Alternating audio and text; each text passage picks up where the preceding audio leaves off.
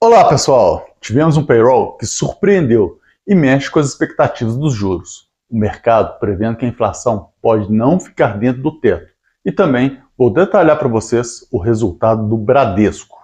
Meu nome é Fernando Franklin e aqui descomplicamos o mundo financeiro discutindo as informações mais relevantes no nosso resumo semanal de notícias.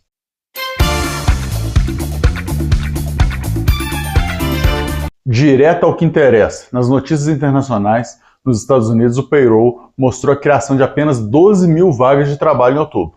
Um número bem abaixo do esperado, que era de 113 mil. Pode até ter uma revisão aí para a gente poder entender isso, mas que veio muito abaixo, veio. E isso o que significa? Que vai ajudar no corte de juros. As apostas que já existiam de corte de juros por lá dos Estados Unidos vão com certeza aumentar cada vez mais a partir de cada dia que for passando até a data efetivamente da reunião do Fed. Lá na zona do euro, já teve o CPI, que acelerou para 2% em outubro, que antes tinha sido 1,7% lá em setembro. Temos que lembrar que 1,7% era abaixo da meta, já os 2% é literalmente a meta. Então, obviamente, isso deve manter aí os juros um pouco mais estável por lá. Vamos acompanhar para a gente ver. Claro que se começar a subir agora em novembro, pode forçar alguma coisa também. Passando para as notícias nacionais, a pesquisa Focus já mostra o IPCA acima do teto da meta. E esse é um ponto de muita atenção. Imagina só se a gente fecha aqui no Brasil fora da meta de inflação. Isso não vai ser nada legal. E aí a gente também tem o dólar batendo nessa semana 5,87. Na pesquisa Focus está prevendo 5,45, ou seja, o que será que vai acontecer na semana que vem? Será que a pesquisa Focus vai mostrar alguma coisa diferente com essa alta que a gente teve nessa semana?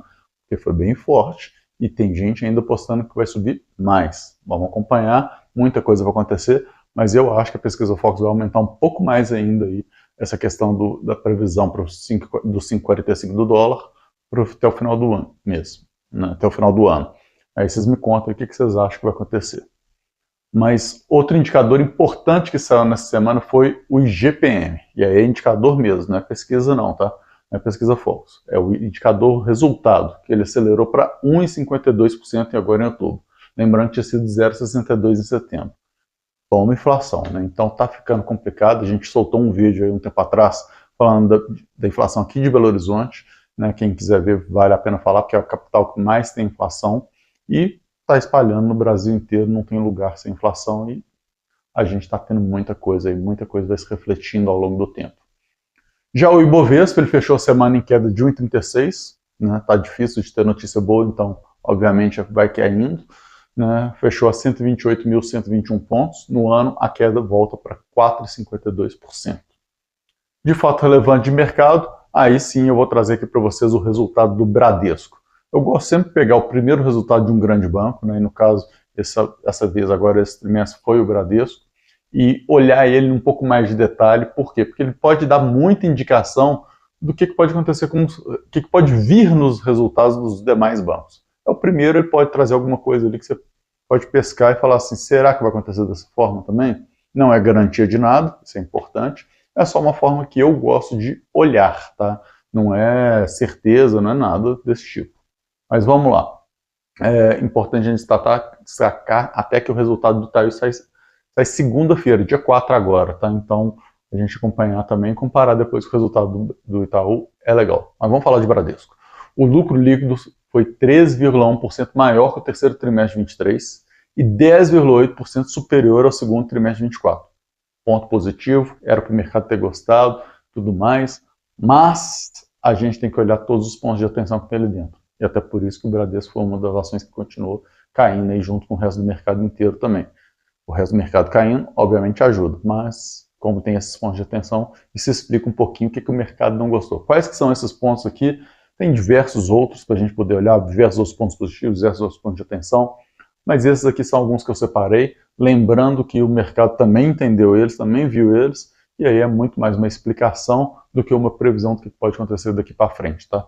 Mas o que acontece? A margem financeira de clientes, ela cresceu 2,5% ao segundo trimestre de 24. Bom, mas caiu 1,3% com relação ao terceiro trimestre de 23. Não é legal. O que isso está mostrando para a gente? Está mostrando que a precificação ainda é lenta, né, com essa nova questão, com os spreads mais altos que são possíveis agora, ainda está muito lento lá no Bradesco. Eles não estão conseguindo repassar, reajustar todos os contratos para ter um spread um pouco mais alto. Então é importante a gente acompanhar isso aí. Já um outro ponto positivo que a gente tem é que os índices de inadimplência acima de 90 dias recuaram aí para 4,2%. Né? Era 5,6% no terceiro trimestre de 23 e 4,3% no segundo trimestre de 24. Continua recuando, não é um recuo tão grande em relação ao segundo trimestre de 23, ao segundo trimestre de 24, mas é um recuo e é interessante a gente sempre levar isso em consideração, porque a inadimplência nunca é bom para um banco. As despesas com provisões para crédito, o famoso PDD, que está dentro aí também dessa questão das inadimplências e tudo mais, teve uma queda de 2,2% contra o segundo trimestre de 24 e 22,4% contra o terceiro trimestre de 23. Então, outro ponto bem interessante e positivo. Mas, outro ponto de atenção, um ponto negativo, foi que as despesas administrativas tiveram um crescimento aí de 4% contra o segundo trimestre de 24 e 12,1% contra o terceiro trimestre de 23. Isso aí está muito impulsionado pelo maior volume de contratações que eles tiveram e também pela incorporação aí da Cielo, né? O que isso entra, claro que se a gente tirar essa incorporação, excluir isso aí, continua mais alto, não é só isso, mas a Cielo entrando para dentro aí do banco, com certeza pesa, né? Lembrando que a Cielo fechou o capital e o Bradesco é o dono dela, né? Um dos donos dela, então isso aí está impactando no seu balanço consolidado. Esses são alguns pontos que eu trouxe, tem muitos outros, vocês podem continuar debulhando ali o balanço inteiro, porque vai ter muito ponto para vocês comentarem. Quem quiser deixar alguma outra observação aqui do balanço do Bradesco, é interessante para a gente debater em cima, no comentário.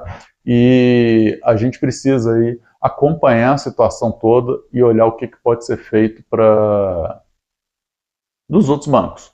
Eu gostaria até de destacar aqui, saindo o resultado do Itaú, a gente tem que olhar ele, entender, fazer umas comparações e, obviamente, a gente tem que pensar daqui para frente como é que vai acontecer com o Bradesco. Um outro ponto que é interessante da gente olhar é que eu estou vendo muita agência aí do Santander abrindo aqui em Belo Horizonte. E isso pode ter um reflexo também aí nas despesas administrativas. Será que o Bradesco vai começar a fazer isso também? Voltar a ter muitas agências? Alguma cidade de vocês estão vendo um movimento desse tipo em outros grandes bancos? Então vamos acompanhar, entender, tem muita coisa por trás disso e aos poucos a gente vai chegando lá e entendendo um pouco mais como que o mercado está funcionando e, no caso, o mercado financeiro dentro do mercado financeiro. Muito obrigado e até a próxima. Tchau, tchau.